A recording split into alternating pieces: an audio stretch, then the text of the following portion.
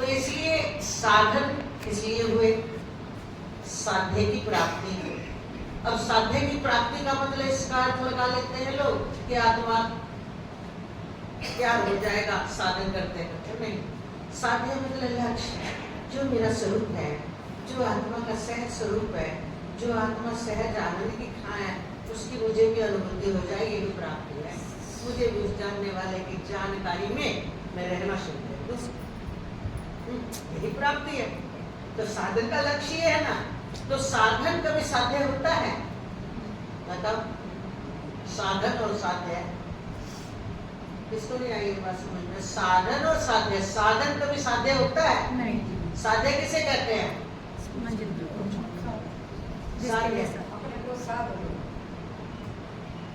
अब तुमने कुटिया पे आए, आपको ये बात समझ में आ गई, अपने घर से चले, आपसे पैदल नहीं चला जाता। मान लो आपको कोई एक्टिवा पे बिठा लाया, या कोई गाड़ी में आ गए, या कोई रिक्शा में आ गए, या कोई हाथ पकड़ के धीरे धीरे ले आए, जो भी है वो साधन लिया ना। ये मैं अकेले नहीं चल, और नहीं तो आपने ये साधन अपना रखा है, डोगा रखते हो कि ये साधन है। कहाँ तक आने का साध्य क्या है आपका? साध्य उसे बोलते हैं ध्यान से, ये मुझे आश्रम में पहुंचना है। आपका लक्ष्य क्या है? साध्य बोलते हैं लक्ष्य को, मुझे आश्रम पहुंचना है। उसके बाद उस रिक्शा वाले को कहेंगे भाई तेरा बहुत भला हुआ, तू है ना अंदर भी तू बैठा जा, लो तेरा काम, धन्यवाद, ज्यादा ज्यादा धन्यवाद कर दोगे ना, धन्यवाद भाई तू यहाँ तक ही आया। और उस अपने डोके को भी लाया, उसको भी एक तरफ बैठे, बाद में भी तू काम आएगा। तो यहाँ अंदर आए तो अकेले आए ना, आगे समझ, साध्य इसको बोलते हैं। तो हम आध्यात्मिक व्यक्तियों का साध्य क्या है? अपने सहज सुख की अनुभूति हो जाए, हमें प्राप्ति हो। हमारा साध्य क्या है? या नहीं है? बार बार जन्मना मरना ना पड़े, और बार बार जन्मने मरने का क्लेश मिटाना है, तो ऐसे सुख की प्राप्ति हो जाए जो हमसे कभी अलग ना हो, और बार बार इस संसार के दुखों में ना फंसाए। यही तो सोचते होंगे ना। फिर भी आप विषय भोगों का सुख क्यों नहीं छोड़ पाए? आपको उसमें विश्वास नहीं है कि वो साध्य ऐसा हो जाएगा। और यहाँ के जितने भी सुख है वो बिछड़ोगे कि नहीं बिछड़ेंगे? बिछड़ेंगे ना। तो ये साधन है, ये सारे सुख साधन है, साध्य नहीं है।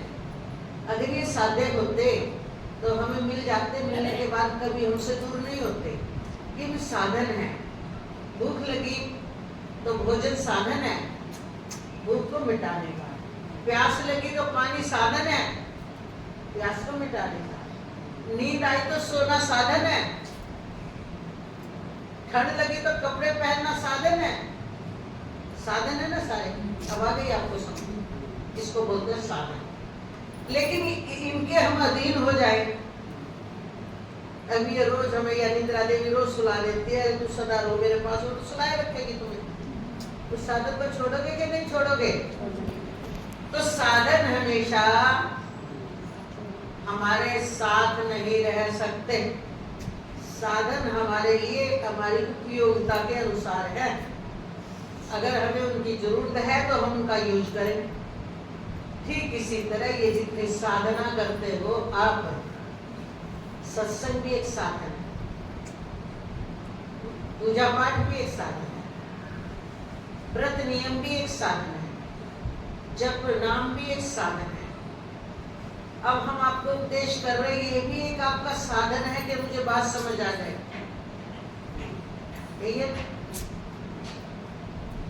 तो सारे साधन है, पर इन सारे साधनों का लक्ष्य क्या है? जैसे हमने कहा भोजन एक साधन है, भूख को मिटाने का साधन है।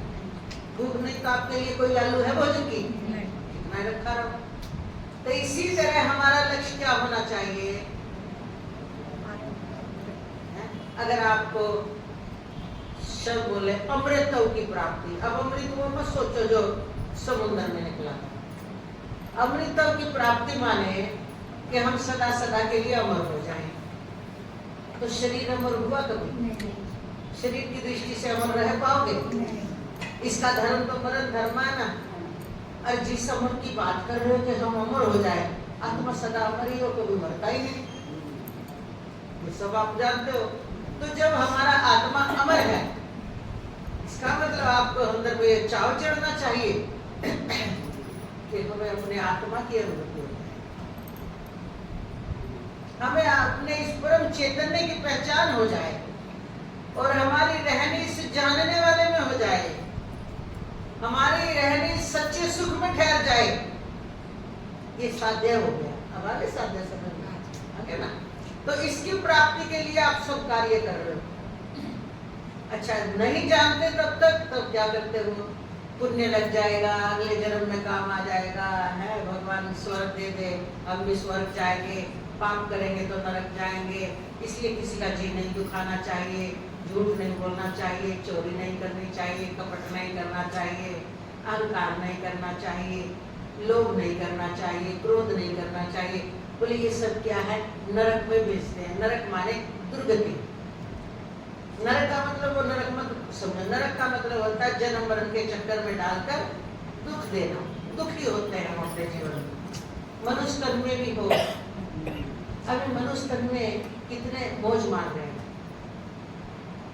कितने बेचारे रोटियों के लिए भी पापड़ बेल रहे हैं, सुबह से रात तक भर पेट रोटी खाने के लिए। मतलब इस शरीर की ही सुविधा जुटाने के लिए, सुविधा भी कितनी नॉर्मल कि पेट भर के रोटी मिल जाए, ठंडी गर्मी का बचाव के लिए एक घर हो, बस्तर मिल जाए। ये जायज से जायज सा डिमांड है ना। इतना तो सब चाहते हैं कि नहीं चाहते।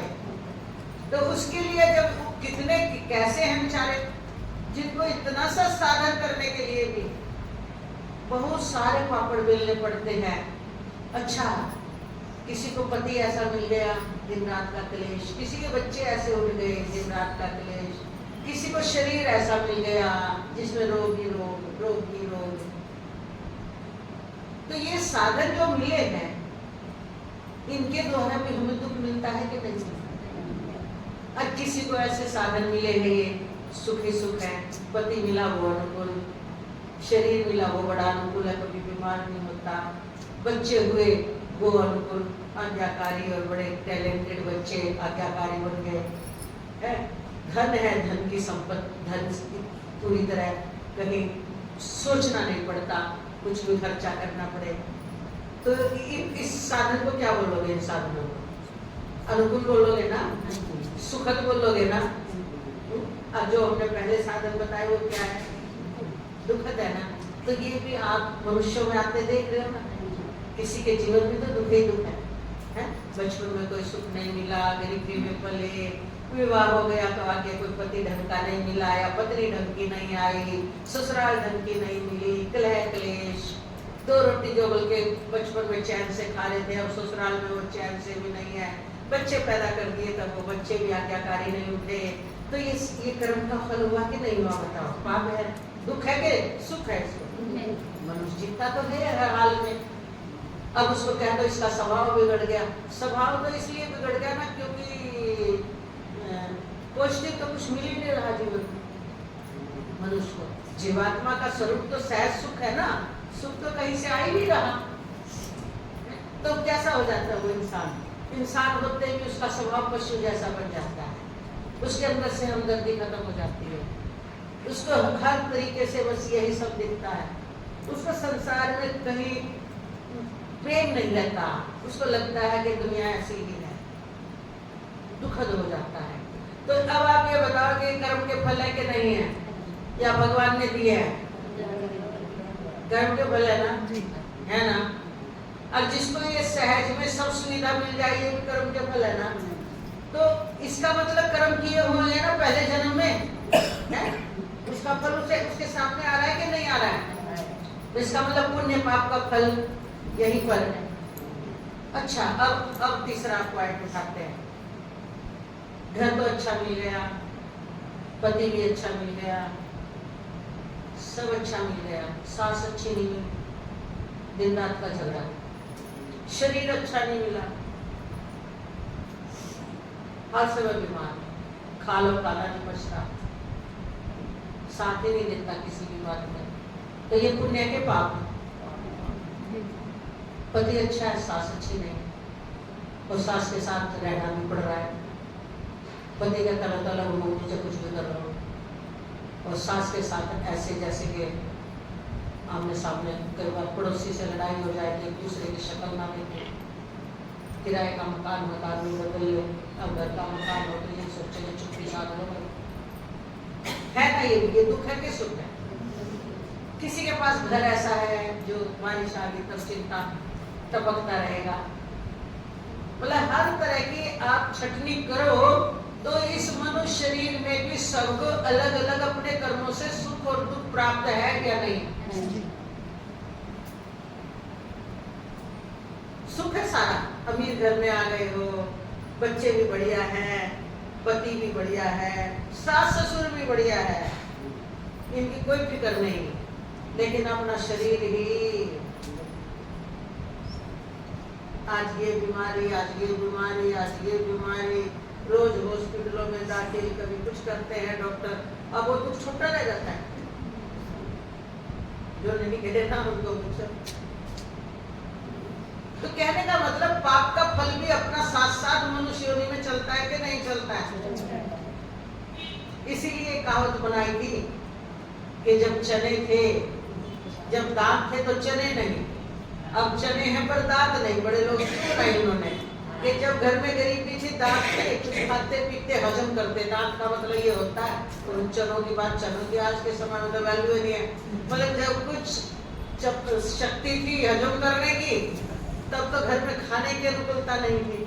अब सब कुछ पड़ा है, घर में कुछ भी खाओ, अब रोटी भी हजम नहीं होती, ऐसी स्थिति आ जाती है। तो कहने का मतलब क्या है? इन सब चीजों को देखकर हमें विचार करना चाहिए ना कि यहाँ मनुष्य योनि में बराबर सुख बराबर दुख नहीं है। किसी के हिस्से में ज्यादा सुख है, दुख कम है, किसी के हिस्से में दुख ज्यादा है, सुख बहुत कम है ना? ये डिफरेंस। हालांकि हमारे शास्त्रों में जब मनुष्य योनि की बात करते हैं, देव योनि की बात करते हैं और तिर्यंच योनि की बात करते हैं, तो उसमें व्याख्या मिलती है कि जब देवता का शरीर मिलता है, देव बनते हैं, तो पुण्य अधिक और पाप अल्प मात्रा में होते हैं, वो देव बनता है। यानी कहें 95% पुण्य होते हैं, 5% पाप होता है, तो उस 95% पुण्य के प्रभाव से वो देव बन जाता है।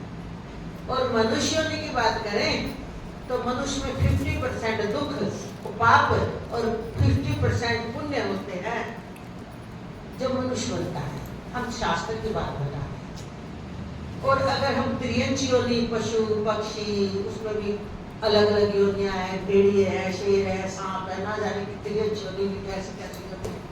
तो वो तो एक ही भाषा में बोला जाता है ना, इतनी व्याख्या तो होती नहीं है।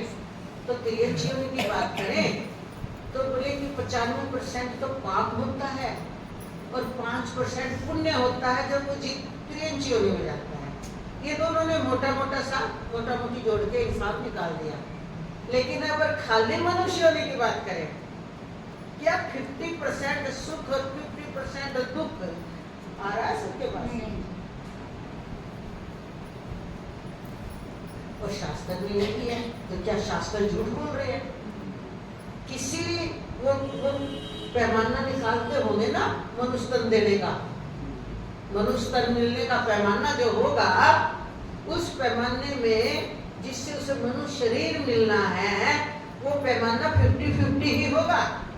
शास्त्र में कोई चीज जब लिखी जाती है वो पूरी खोल के ना मोटी बात लिख दी जाती है। पैमाना सिर्फ मनुष्य शरीर का होगा। अब उस मनुष्य शरीर में ये कितना सुख भोगेगा, ये कितना दुख भोगेगा, मनुष्य शरीर तो मिल गया। अब मनुष्य शरीर तो मनुष्य तो वो भी कहलाएगा जो फुटपाथ पर जन्म हुआ है, और मनुष्य तो वो भी है जिसका अंबानी के घर में जन्म होगा। मनुष्य तो वो भी है जो एक गरीब के घर में जन्म बन के आज देश का प्रधानमंत्री राजा बन गया है। देखो ना जरा, मनुष्य तो सामान्य हुए ना। एक मनुष्य शुरू से राजकुमार का नाम लेकर पैदा हुआ है, और एक मनुष्य भिखारन का पुत्र बनकर पैदा हुआ है। अब मनुष्य तो मनुष्य है ना, बोलो जरा।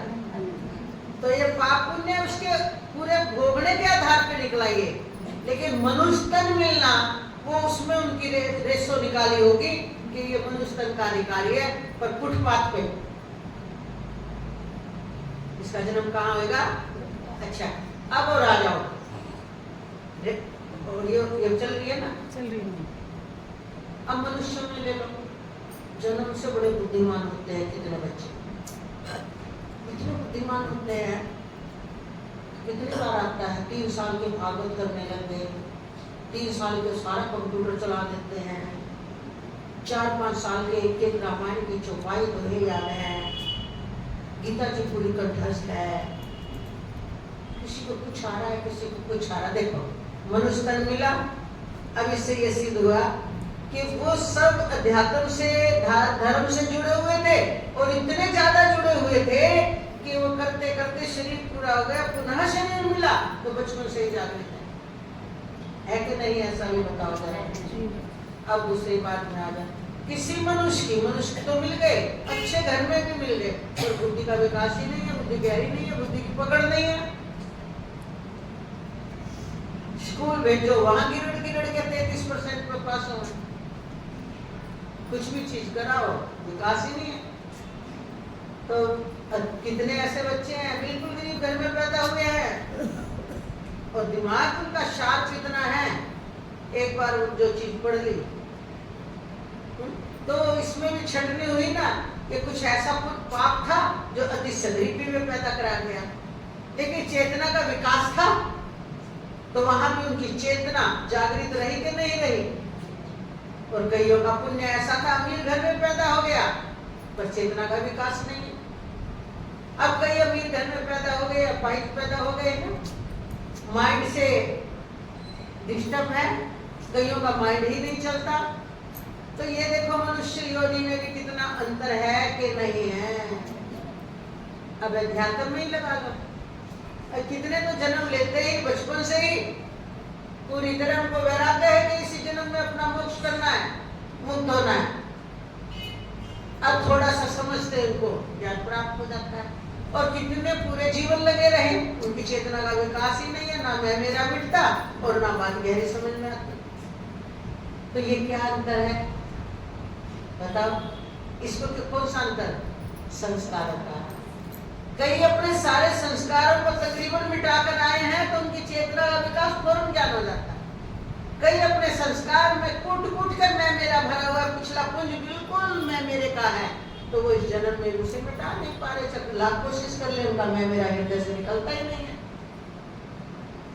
तो उसके हिसाब से हमारे अष्टावक्र गीता में,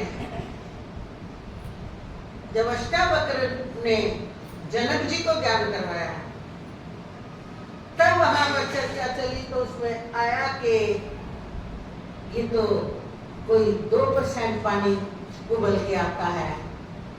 मैंने तो अभी गैस पे टिकाया था, नवाया हुआ, और कोई बोले 95% पानी खोल जाता है, और गैस खत्म हो गई, और तुरंत नया बटन दबाया और जब उबल गया।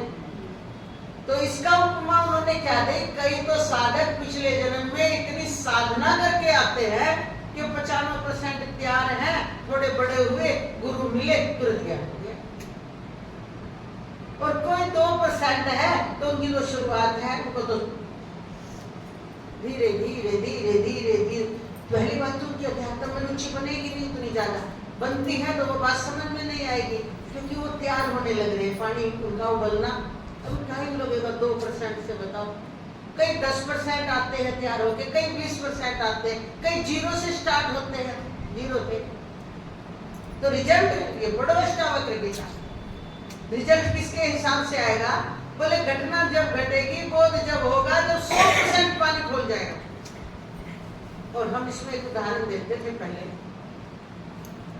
कि माताएं जो घर में जानती हैं स्वेटर बनाती हैं, और पुराने स्वेटर को उधेड़ करके ऊन करके तैयार दोबारा बनाती थी ना, तो वो लच्छा बना लेती थी। और वो लच्छा बनाकर क्या करती थी? गैस पर भगोना पानी का भरा, उबलना चढ़ा दिया, समझे?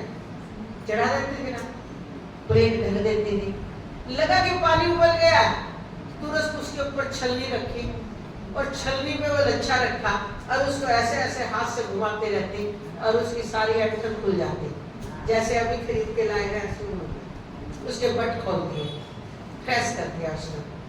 और अगर वो पानी पूरा नहीं उबलता, देखो अगर कोई कह दे कि अभी तो उबाला है, इसमें तो बट उतार ले, जो उतारते हैं उनको पता है ना, खुले नहीं उतरेंगे, गैस भी फुल होनी चाहिए और पानी भी खदड़ खदड़ उबलता हुआ आना चाहिए। बोले क्यों, ऐसी क्या करना है इस पानी ने? बोले इस उबलते हुए पानी से जो भाप बनेगी ना, और वो भाप जो छलनी के छेकों पर जाकर के उनके बटों को खोलेगी। अभी उदाहरण देते हैं, आई समझ में या नहीं आई? अभी व्यवहार में भी युक्ति काम करती है कि नहीं? आगे ना समझ। ठीक ज्ञान प्रकट अनुभूति घटना जो बोलते हैं हम, घटती है हम घटना बोलते हैं, तब घटती है जब 100% उबलकर तैयार हो जाता है। और बता दें, और घटना घटने के बाद भी, बोध होने के बाद भी, यानी अनुभूति होने के बाद भी, आत्म अनुभूति होने के बाद भी आपने छलनी में रख दिया और आपने पूरी उनको कर लिया तैयार, एक गुच्छी रह गई, फिर गैस बंद कर दो, तो इतना तो पानी उबाला है, लाओ उसके बट निकाल के।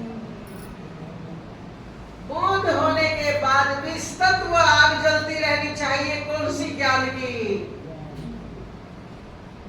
अब कहो फिर क्या जरूरत रह गई? बोध यानी आत्म अनुभूति, तो ये प्रकट होकर हमें ये पता चला ये है स्वरूप जो मैं सुन रहा था। अभी तक तो सुना था कि सर्वत्र व्यापक परमात्मा ही देहधारियों में आत्मा है, पर मुझे नहीं पता था वो आत्मा किस रूप में है, क्योंकि आत्मा दिखाई देने वाली चीज नहीं है, आत्मा कोई देख ही नहीं सकता। तो उसके लिए जो मैंने प्रयास किया, उसके लिए जो वैराग्य धारण किया, उसके लिए जो तीव्रता लाए, ये तो उबलना है पानी को, साधना। समझ आ गई? ये है साधना, बिल्कुल तैयार करना।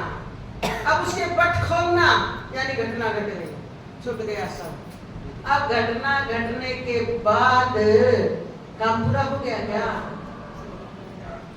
आपको ये पता चल गया ये हकीकत में झूठ नहीं निकला, सत्य निकला। जिनको बोध नहीं हुआ वो तो ये भी बोलते हैं क्या परमात्मा किसी ने देखे हैं? आत्मा कभी क्या मुक्त हो सकती है? आत्मा तो कभी मुक्त नहीं हो सकती, जीवात्मा तो जीवात्मा है। अब ये सारी भ्रांति उसकी मिट गई, जो गीता जी में लिखा है, जो उपनिषदों में लिखा है, जो वेद के ज्ञान कांडों में लिखा है, जो हमारे ऋषि मुनियों का अनुभव था, अब वो प्रैक्टिकल हमारे गुरुदेव ने हमें जो रास्ता दिखाया उस पर हम चले और घटना घट गई। अब वो भ्रम खत्म। अब लाख लोग मिलकर, सारी दुनिया मिलकर कहो ईश्वर क्या किसी ने देखा है? ईश्वर देखने की चीज ही नहीं है। ईश्वर का मतलब कोई आकार नहीं है। ईश्वर का मतलब वही प्रकाशक स्वरूप परमात्मा है। वो जब उसने अपने प्रकट अपने स्वरूप में आत्मा के रूप में देख लिया, अब उसका ये भ्रम खत्म हो गया। अब ज्ञान रूपी अग्नि तो जलती रहनी चाहिए। कौन सी? अब वो पिछले जो संस्कार की प्रतीतियां हैं वो तो आएंगी ना, वो भी निपटाना है ना, प्रारब्ध। जबकि हमारे ऋषि कई महापुरुष प्रारब्ध को स्वीकारते हैं, कई नहीं स्वीकारते, पर सरल तरीके से देखते हैं तो स्वीकार लेना भी ठीक है।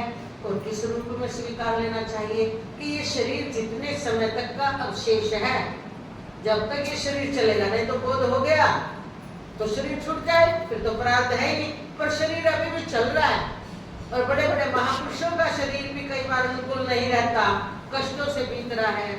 बोध के बाद भी अच्छे अच्छे महापुरुषों को वो सुविधा नहीं मिलती जो महापुरुष को मिलनी चाहिए, और कईयों को बोध भी नहीं है फिर भी उनको वो मिल रही है, तो ये प्रारब्ध तो दे रहा होगा। जबकि महापुरुष को कुछ नहीं चाहिए, पर कई महापुरुष की वो जो क्वालिटी प्रकट हुई है उसका लोग फायदा उठा रहे हैं।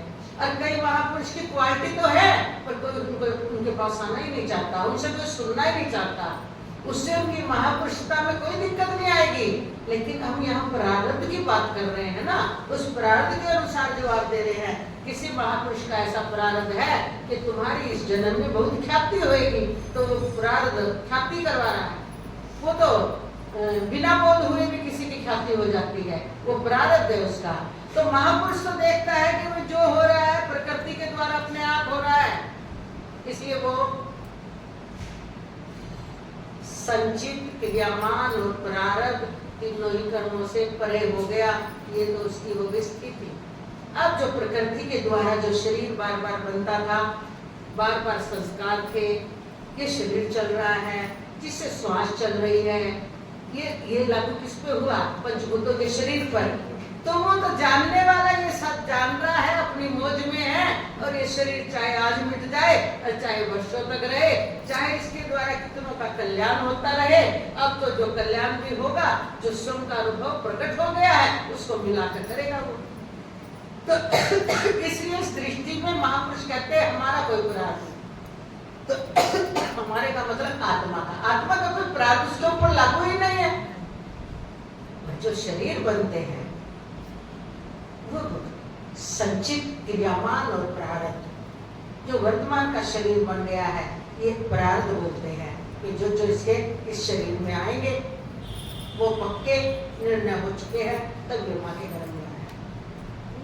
तो इस दृष्टि से प्रारब्ध रहता है अश्वों की उस बिल्कुल अखंड स्थिति जो अंदर में है, जो सर्वत्र ब्रह्म उसकी नजर में आ चुका है, एक एक कण वो ब्रह्म के रूप में देख रहा है। उस दृष्टि से कोई प्रारब्ध नहीं।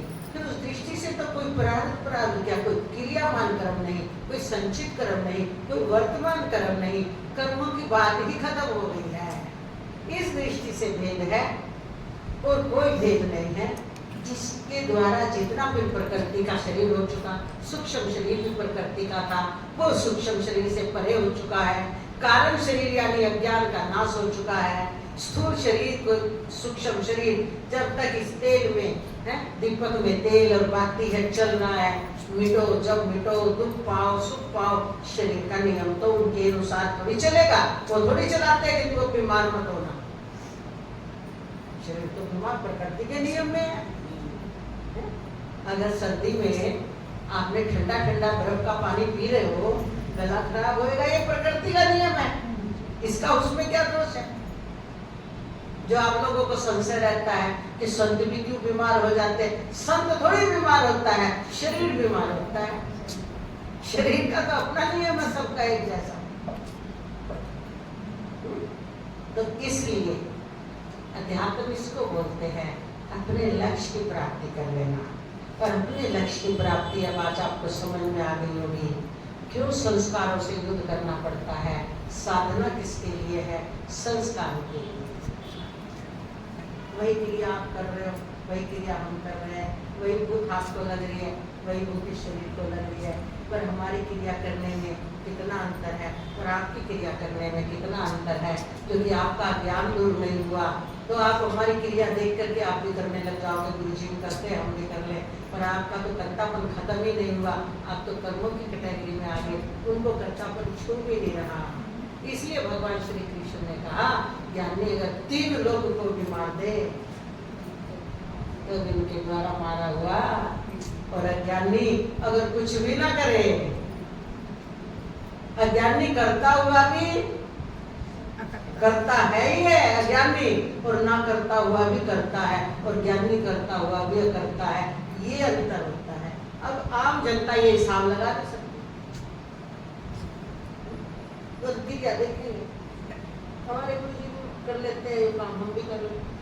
हमारे गुरु जी में तो अपने बच्चों वाले हैं, तो अपने बच्चों के पास बैठते हैं, करते हैं, हम भी कर रहे हैं। तो क्या आपकी तो फुट के ममता भरी हुई है भाई, आपका तो हर चीज में करता भाव है।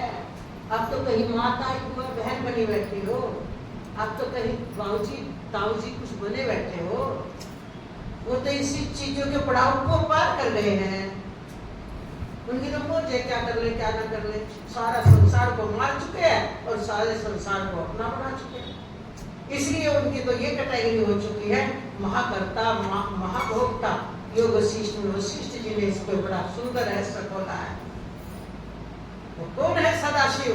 बोले महाकर्ता महाभोक्ता, यानी उनके बिना कोई क्रिया ही नहीं हो रही, तो कर्ता कौन हुआ? और भोग कौन कर रहा है? जड़ तो कुछ भोग करता ही नहीं, तो महाभोक्ता कौन हुआ? देखो ये है ज्ञान की नीति। और सामान्य उसमें ये बोला जाता है कि तुम कर्ता बने हुए हो इस बात के, इसलिए तुम्हें इस कर्म का फल मिले। तो ये अंतर है ना।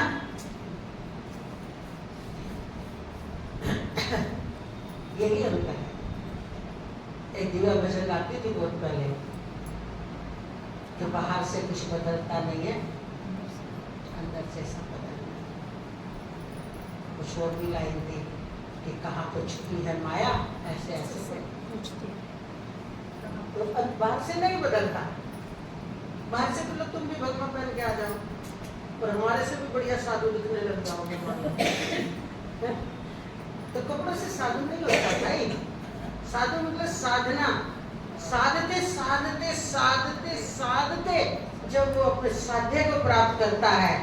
देखना साधना किसकी शुरू हुई? अंदर के जीव भाव की। जीव भाव से शुरू हुआ साधना करता करता, और उसका लक्ष्य क्या है? साध्य, अपने स्वरूप की अनुभूति, अपने परम सत्य की अनुभूति, आत्म अनुभूति। तो वो साध्य तक पहुंचता है। जिस दिन उसके सामने साध्य प्रकट हो गया, उस दिन वो बन गया साधु। अब साधु नहीं रहा। साधु कब तक था? जब तक वो साध रहा। तो साधु आप भी हो सकते हो, लेकिन द्वेष में क्या है? द्वेष में ये फायदा है, द्वेष हमें रोकता है। अरे तू तो साधु है, तुझे ये नहीं करना चाहिए। तू साधु है, तुझे ये शोभा नहीं देता। तूने भगवा पहना है, तू ये काम मत कर। तो हमें बहुत सारी चीजें जैसे नियम लेने से छूट जाती है। व्रत करते हो ना, व्रत कई कहते हैं हम व्रत इसलिए करते हैं। अरे व्रत करने की क्या जरूरत है माता जी, थोड़ा हल्का खा लिया करो। नहीं गुरु जी, हम व्रत इसलिए करते हैं, आज एकादशी है ना, बोले इसलिए रख लेते हैं, हल्का फुल्का खा लेते हैं। उसके बहाने से हमारा से व्रत हो जाता है, थोड़ा हल्का लिया जाता है। और जिस दिन व्रत नहीं होता तो खाऊं खाऊं बनी रहती है, नियम नहीं होता। तो देखो व्रत के नियम ने हमें उस दिन साधना सिखा दी क्या? नहीं। तो ये साधु के कपड़े इसलिए, ये भगवा कपड़े इसलिए है। ये भगवा कपड़ा अग्नि का द्योतक है, और ये अग्नि का मतलब होता सब कुछ जलाकर सुहा कर दे। ये है नियम का प्रतीक कि ये भगवा पहन लिया, अब कोई गलत काम नहीं करना। ये भगवा पहन लिया, अब अध्यात्म के रास्ते पे जाना है। अरे मैंने भगवा पहन लिया, मैं साधु हूँ, तुझे शोभा नहीं देती मोह ममता। अरे तू भगवा पहन के बैठ गया है, अब तुझे सारा दिन संसारी जैसे वृत्ति तेरी पहली थी, अभी भी तू वैसी वृत्ति बरतता है, तुझे शर्म नहीं आती। तो अपने को शुभ डांट देने की पावर रखता है, चाहे सबके सामने ना दे, अकेले में देगा। अरे तू भगवा पहन को ले जा रहा है, अरे मन तुझे शर्म नहीं आती, तो भगवा पहनकर इतनी ममता कर रखता है। तो ये साधना है ना, साधना। देवता को, देवता ये होते देने की उपाधियां होते, जैसे मनुष्य लोग है ना, हम मनुष्य कहलाते हैं। देवता वो स्वर्ग यानी पहाड़ों के ऊपर रहते हैं। देवता का मतलब अच्छे पुण्य का फल देवता बन गए, पर जरूरी नहीं है वो देवता बन के भी अच्छे करें। कितनी बार तो दिखाते हैं टीवीओ है ना, देवता भी इंद्र का पद तो मिल गया, 100 अश्वमेध यज्ञ कर लिए, इंद्र पद मिल गया। लेकिन मनुष्य योनि में जब उन्होंने यज्ञ किए, 100 अश्वमेध यज्ञ करना कोई आसान बात नहीं है, कोई राजा ही कर सकता है। बहुत खर्च होता है, बहुत खर्च।